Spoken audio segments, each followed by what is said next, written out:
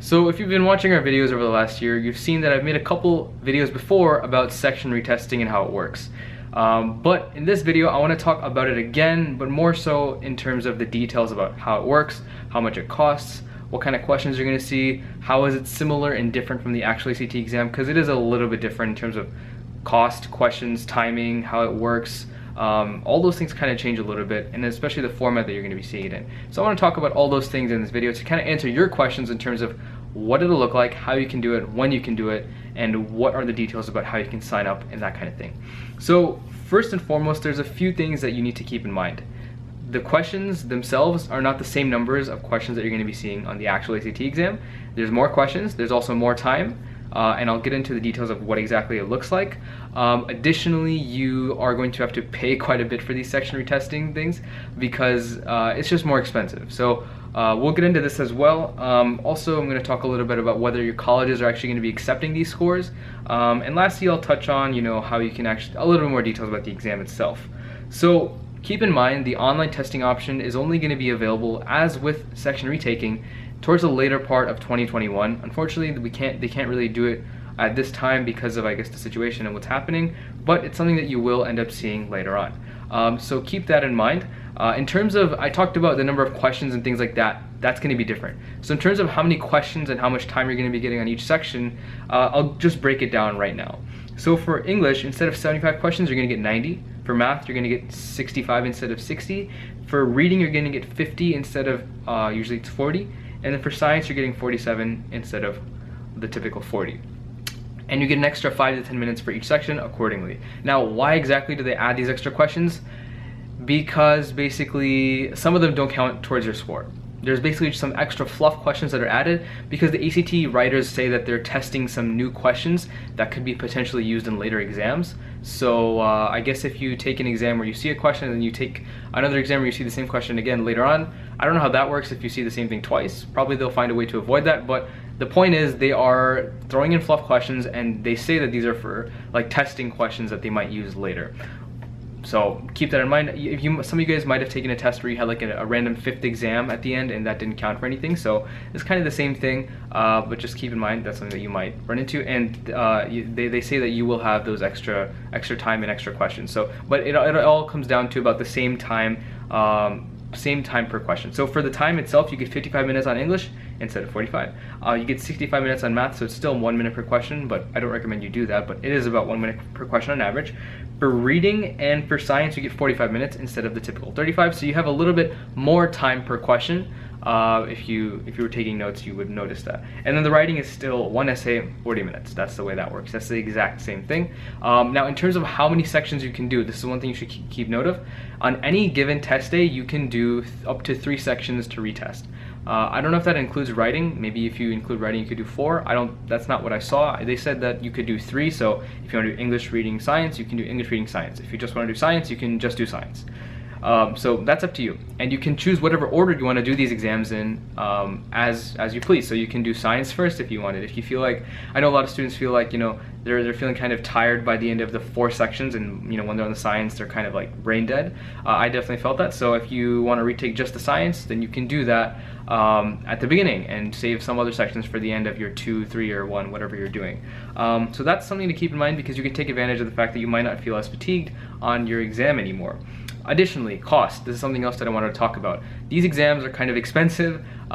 Usually the ACT exam, I don't remember the exact number, but as of a few months ago or a few years ago, it was like $50-something. Regardless, to retake one section is $44. $44 for one section on a test day. So that's a decent amount of money, but I guess that's because you're taking up one seat. Now the cost per section decreases significantly as you add more sections. So to retake 2 sections is $48. And then to retake 3 sections is $52. So you just add $4 for every section. Basically, if you look at it from a purely from a cost perspective, you would want to basically just take the whole ACT again.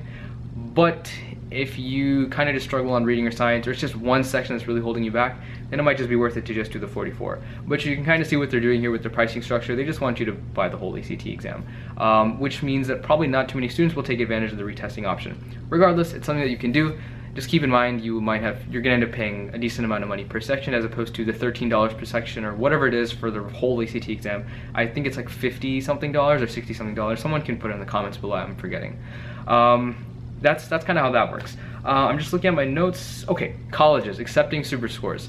So keep in mind, not every college has made it clear as to whether or not they're going to be accepting these super scores, these online scores, these section retake scores, whatever you want to call it. They're all kind of the same thing here as we speak, because these section retakes are online and they are also mixing with the super score thing that ACT is doing. So it's not clear whether colleges are going to accept each and every aspect of this, the online, the super score, the section retakes.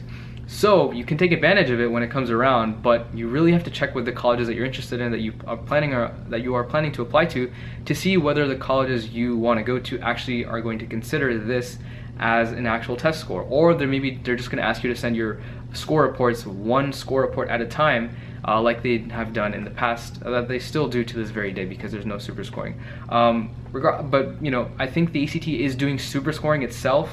They're going to start having that as an option in the fall, this coming fall. It's just the online testing and the section retakes, which are also online. I just don't know what that's going to look like in terms of colleges accepting that. So keep that in mind. Your colleges may not necessarily accept it because that's just the way things are working out right now.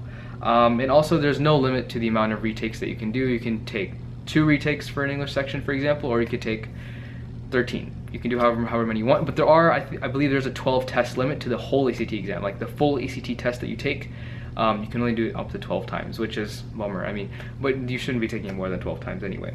So that's kind of how that works. One more thing that I'll mention is there's a new practice test that they released as well.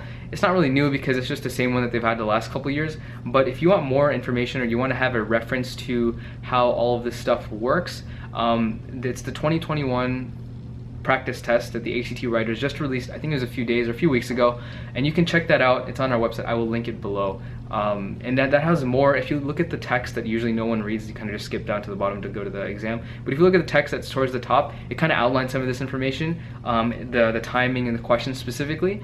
Obviously, this exam is not built in with the extra questions and all that stuff, so you're not really going to get that experience. And also, that's online too, so that's different. But this exam, if you do want to go over the test itself, you can take a look at it. I know for a fact I think it's the same exam that they had like the last few years, like the 2021 and the 2019 one and the 2018. I think they're all the same. Regardless, you can check that, check that out. I think that's basically all that I wanted to talk about. So best of luck prepping to you guys. If you have any questions about how section retakes work, how online testing works, there are other videos that we've made, and you will probably see them pop up on our channel if you just go to our videos page. So be sure to check those out if you have more questions in general about how section retakes work. Again, like I said, they're not going to be available in the coming fall, but in later 2021, that's what the writers said of the ACT, that's what they said, you will be able to do this. So be sure to check that, check out our other videos for more information there. Also, like I said, free practice exams linked below. There's also free tutoring sessions you can check out there as well. Apart from that, that's basically it for me. Best of luck prepping, and I will see you guys next week. Peace.